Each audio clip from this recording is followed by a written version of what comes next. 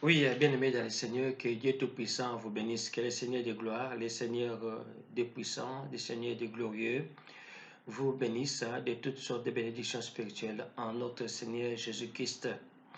Bien-aimés dans le Seigneur, j'aimerais bien partager avec vous un message euh, que le Saint-Esprit m'a encore révélé, parce qu'il nous fait grâce, il nous révèle encore des choses extraordinaires pour nous prévenir du danger. Parce que n'oubliez pas que le monde entier est sous la puissance des ténèbres. Donc il faut qu'il y ait la lumière pour nous éclairer dans ce monde pourri, dans ce monde pervers. Oui, j'ai me posé une question de savoir pourquoi nous ne sommes pas bénis, pourquoi la main de Dieu est devenue trop courte et les oreilles sont devenues sourdes pour nous répondre, et surtout pour nous répondre à nos cris, à nos douleurs, à nos souffrances. L'un des aspects importants de la bénédiction, le Seigneur m'a parlé, c'était les louanges. Donc, comme on dit, la Bible dit, l'Éternel des armées siège au milieu des louanges et adorations. Donc c'est un aspect très important dans la vie des chrétiens. Louer et adorer Dieu, ça fait l'un des objectifs pour nous les chrétiens les plus importants.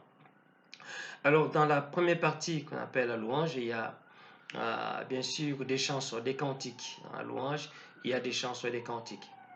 Comme dans le livre de 1 Jean, chapitre 2, verset 15, la Bible dit, n'aimez point le monde, ni les choses qui sont dans ce monde.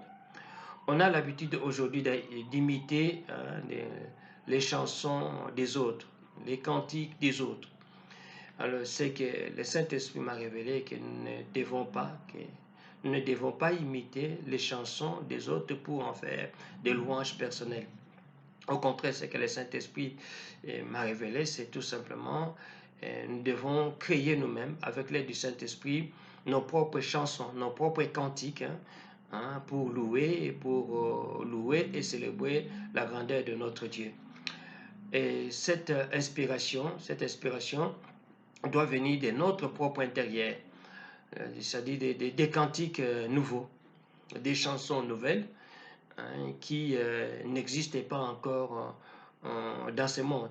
Donc, dans notre relation avec Dieu, nous devons exprimer notre gratitude par ces louanges-là. Où puiser l'inspiration, c'est comme les enfants d'Israël quand ils ont traversé la mer Rouge. Il y a eu des cantiques, il y a eu des chansons qui ont été chantées pour célébrer la grandeur de notre Dieu. Ou tout simplement regarder dans le passé, regarde-toi dans le passé, ce que l'Éternel des armées a fait pour toi et projette un peu l'avenir pour voir ce que l'Éternel des armées peut encore accomplir des choses merveilleuses dans ta vie et par là, tu peux également créer des chansons à l'honneur de l'Éternel des armées.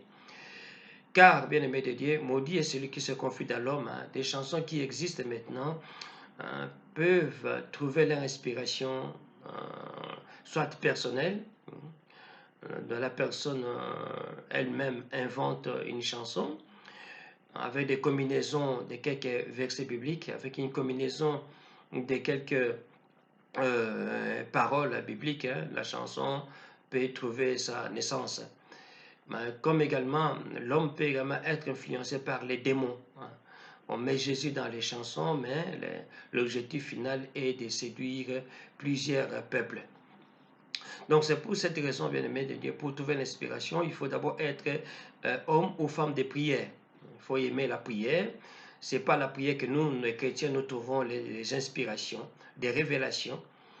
Et par la prière, nous pouvons avoir également des cantiques nouveaux qui plaisent à l'Éternel des armées. Vous savez, bien-aimé de Dieu, que dans l'homme, il y a une bonne partie du diable.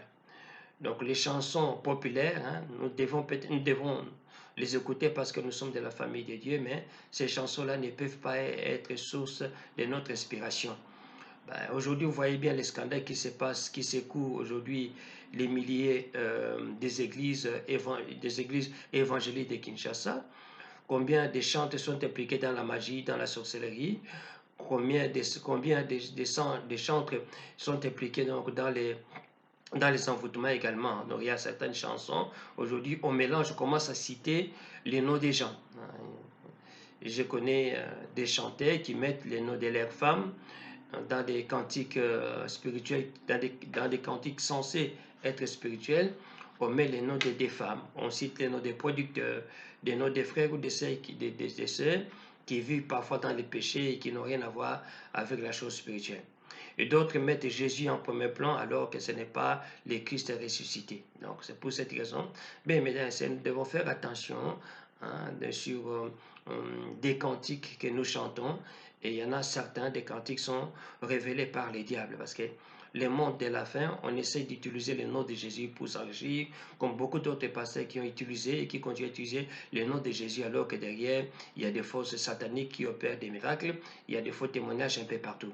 Donc faisons attention à ça, privilégions, bien aimé de Dieu, la vie de prière, et cette vie de prière qui nous conduira à trouver des inspirations, des révélations pour des cantiques nouveaux qu'on utilisera pour célébrer notre Dieu. Ce sont des cantiques que nous devons utiliser pendant nos prières personnelles et pendant nos prières collectives, car ce sont des choses révélées par Dieu. Et ce qui est révélé par Dieu a une grande efficacité et cela porte des solutions dans notre vie. Donc, bien-aimés de Dieu, n'imitez pas le monde, encore une fois, ni les choses qui sont dans ce monde. Au contraire, soyons des hommes et des femmes de prière. C'est par la prière que nous allons puiser nos révélations et nous chanterons à Dieu des cantiques nouveaux. Voilà, bien-aimés de Dieu, un petit message que j'avais à vous annoncer, que Dieu Tout-Puissant vous assiste. N'oubliez pas 1 Jean chapitre 2, verset 15. Et à très bientôt.